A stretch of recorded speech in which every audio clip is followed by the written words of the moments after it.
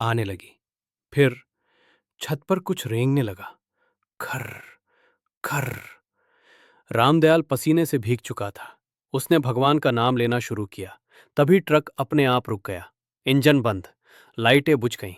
चारों तरफ अंधेरा, और उस अंधेरे में कैबिन का दरवाजा धीरे धीरे खुलने लगा। बाहर वही आदमी खड़ा था। अब उसका मुंह खुला था, असामान्य रूप से बड़ा, जैसे किसी जानवर का जबड़ा।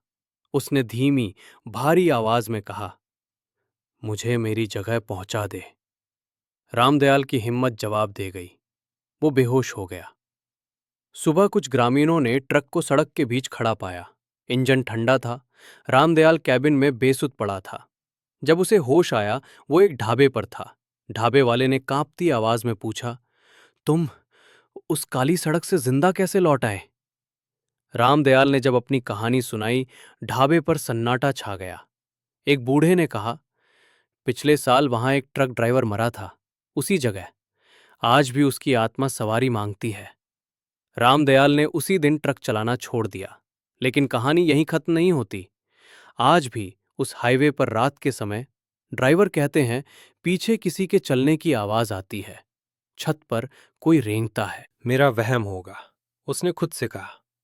कुछ किलोमीटर आगे जाकर ट्रक अपने आप धीमा होने लगा। इंजन की आवाज बदल गई। उसने साइड में ट्रक रोका और नीचे उतरा।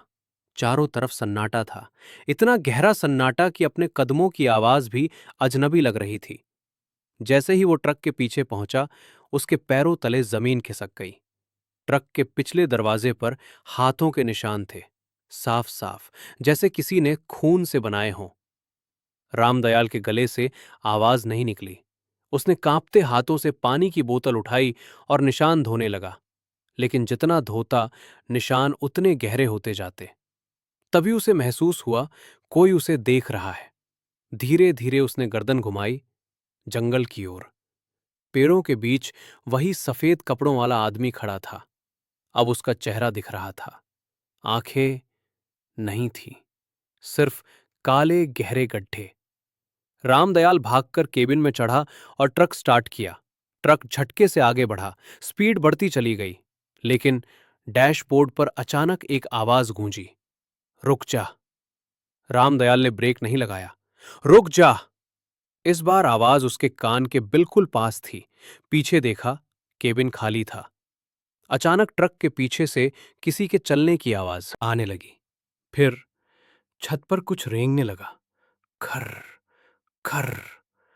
रामदयाल पसीने से भीग चुका था। उसने भगवान का नाम लेना शुरू किया। तभी ट्रक अपने आप रुक गया। इंजन बंद, लाइटें बुझ गईं। चारों तरफ अंधेरा, और उस अंधेरे में कैबिन का दरवाजा धीरे धीरे खुलने लगा। बाहर वही आदमी खड़ा था। अब उसका मुंह खुला था, असामान्य रूप से बड़ा, जैसे किसी जानवर का जबड़ा। उसने धीमी, भारी आवाज में कहा, मुझे मेरी जगह पहुंचा दे। रामदयाल की हिम्मत जवाब दे गई। वो बेहोश हो गया। सुबह कुछ ग्रामीणों ने ट्रक को सड़क के बीच खड़ा पाया। इंजन ठंडा था। रामदयाल कैबिन में बेसुध पड़ा था। जब उसे होश आया, वो एक ढाबे पर था। ढाबे वाले ने कांपती आवाज में पूछा, तुम उस काली सड़क से जिंदा कैसे लौट आए? रामदयाल ने जब अपनी कहानी सुनाई, ढाबे पर सन्नाटा छा गया। एक बूढ़े ने कहा, पिछले साल वहां एक ट्रक ड्राइवर मरा था, उसी जगह। आज भी उसकी आत्मा सवारी मांगती है। रामदयाल ने उसी दिन ट्रक चलाना छोड़ दिया। लेकिन कहानी यहीं खत्म नहीं होती।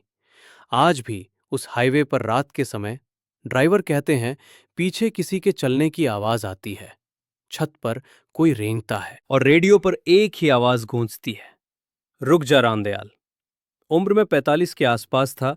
चेहरे पर सड़क की धूल जमी हुई थी, और आंखों में नींद की कमी साफ दिखाई देती थी। वो 20 साल से ट्रक चला रहा था। उसे भूत प्रेत, आत्मा, साया, इन सब बातों पर कभी भरोसा नहीं रहा। वो हमेशा कहता था, डर आदमी के दिमाग में होता है, सड़क पर नहीं। उस रात उसे रांची से दुर्गापुर तक स्टील के भारी पाइप पहुंचाने थे। माल जरूरी था, डिलीवरी टाइम पर होनी थी।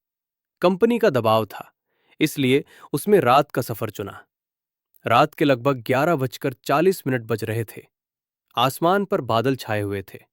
चांद कभी दिखता, कभी बादलों में छुप जाता। हाईवे नंबर 33 का वो हिस्सा बहुत कम इस्तेमाल होता था। दोनों तरफ घना जंगल, दूर दूर तक कोई गांव नहीं, कोई ढाबा नहीं। मोबाइल नेटवर्क कब का गायब हो चुका था। रेडियो चल रहा था, लेकिन बीच बीच में आवाज टूट जाती। तभी अचानक रेडियो अपने आप बंद हो गया। रामदयाल ने ध्यान नहीं दिया। कुछ किलोमीटर आगे बढ़ते ही उसने सड़क किनारे एक इंसान को खड़ा देखा।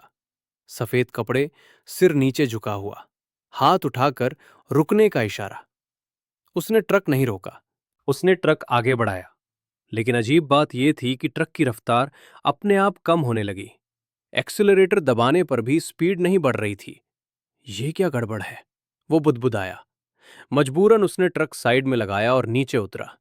चारों तरफ अंधेरा, जंगल से अजीब सी ठंडी हवा आ रही थी। पेड़ों के पत्ते बिना हवा के हिल रहे थे। रामदयाल ट्रक के पीछे पहुंचा और वहीं उसकी सांस रुक गई। ट्रक के पिछले दरवाजे पर हाथों के निशान थे, पूरे पूरे हथेलियों के निशान, जैसे किसी ने गीले हाथों से ट्रक को पकड़ा हो। ये कैसे हो सकता है? उसने हाथ बढ़ाकर छुआ। हथेली ठंडी थी, असामान्य रूप से ठंडी। तभी उसे लगा कोई उसे देख रहा है। धीरे धीरे उसने गर्दन घुमाई। जंगल के अंदर, पेड़ों के बीच, वही सफेद कपड़ों वाला आदमी खड़ा था। अब उसका चेहरा साफ दिख रहा था। आंखों की जगह काला खालीपन। रामदयाल की टांगें कांपने लगी। वो भागकर केबिन में चढ़ा, दरवाजा बंद किया और ट्रक स्टार्ट किया। इस बार ट्रक झटके से आगे बढ़ा। वो तेज चलाने लगा, 90, 100, 110। लेकिन तभी रेडियो अपने आप चालू हो गया। रुक जा। आवाज भारी थी, बिल्कुल इंसानी नहीं। रामदयाल ने रेडियो बंद कर दिया, लेकिन आवाज अब भी आ रही थी। रुक जा। इस बार आवाज उसके बिल्कुल पीछे से आई। उसने पलटकर देखा, कैबिन में कोई नहीं था। अचानक ट्रक की छत पर कुछ गिरा। धम। फिर जैसे कोई रेंग रहा हो। खर खर। रामदयाल के शरीर से पसीना बहने लगा। उसने भगवान का नाम लेना शुरू किया। तभी ट्रक अपने आप रुक गया। इंजन बंद, हेडलाइट बुझ गई। पूरा अंधेरा, और उसी अंधेरे में कैबिन का दरवाजा अपने आप खुलने लगा। बाहर वही आदमी खड़ा था। अब उसका मुंह असामान्य रूप से खुला हुआ था। दांत नहीं थे, अंदर सिर्फ अंधेरा। उसने कहा, मुझे मेरी जगह पहुंचा दे। रामदयाल की आंखों के सामने अंधेरा छा गया। वो बेहोश हो गया। सुबह कुछ गांव वाले वहां पहुंचे। ट्रक सड़क के बीच खड़ा था, इंजन ठंडा। रामदयाल अंदर बेसुध पड़ा था। उसे पास के ढाबे पर लाया गया। होश आने पर उसने पानी मांगा। हाथ अब भी कांप रहे थे। ढाबे वाले ने डरते हुए पूछा, रात कहाँ थे आप? जब रामदयाल ने हाईवे का नाम बताया, ढाबे में सन्नाटा छा गया।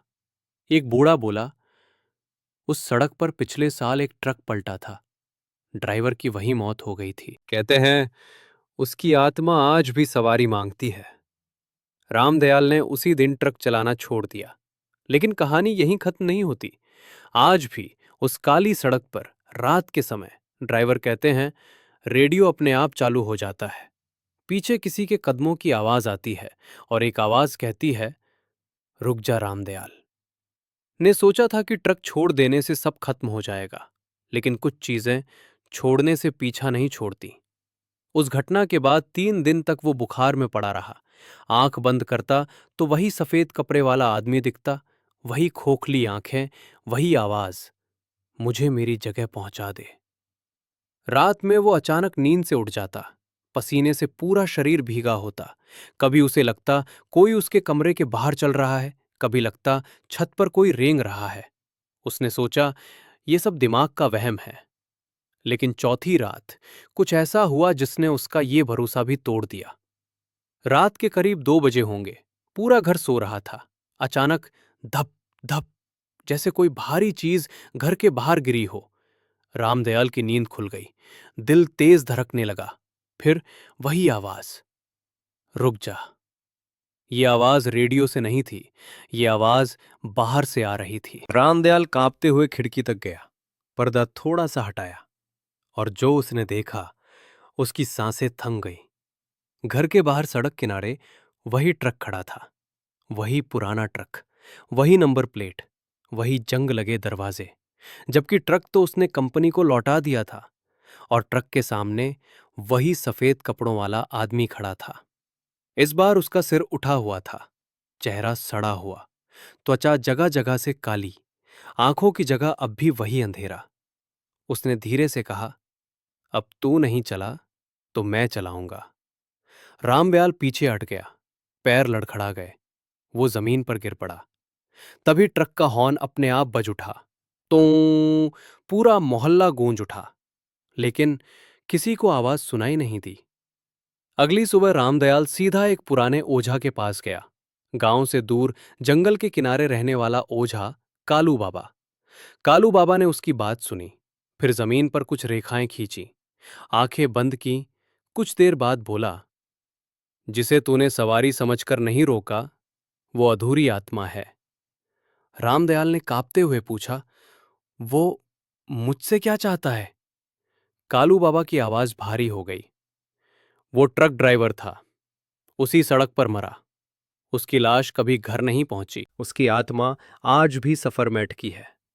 रामदयाल की आंखों से आंसू निकल आए। तो अब क्या होगा बाबा? कालू बाबा ने उसे देखा। उसे उसकी आखिरी जगह तक पहुंचाना होगा, उसी काली सड़क पर जहां वो मरा था। रामदयाल पीछे हट गया। मैं वहां वापस नहीं जा सकता, कालू बाबा ने धीमे से कहा। अगर तू नहीं गया तो वो हर रात तेरे दरवाजे पर आएगा। अगली रात रामदयाल फिर उसी सड़क पर था, वही हाईवे, वही जंगल, वही सन्नाटा। ट्रक अपने आप चल रहा था, उसके हाथ स्टीयरिंग पर थे, लेकिन कंट्रोल किसी और का था। रेडियो चालू हुआ, सीधे चलते रहो। कुछ किलोमीटर बाद ट्रक उसी जगह रुका जहां पहली बार वो साया दिखा था। अचानक हवा ठंडी हो गई, जंगल से रोने की आवाज आने लगी। सामने वही आत्मा खड़ी थी, लेकिन इस बार उसके चेहरे पर दर्द था। उसने धीरे से कहा। यहीं ही रामदयाल ने ट्रक से कदम बाहर रखा।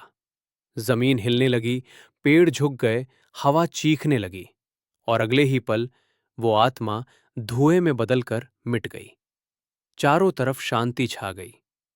सुबह ट्रक नहीं था, सड़क खाली थी, रामदयाल जिंदा था।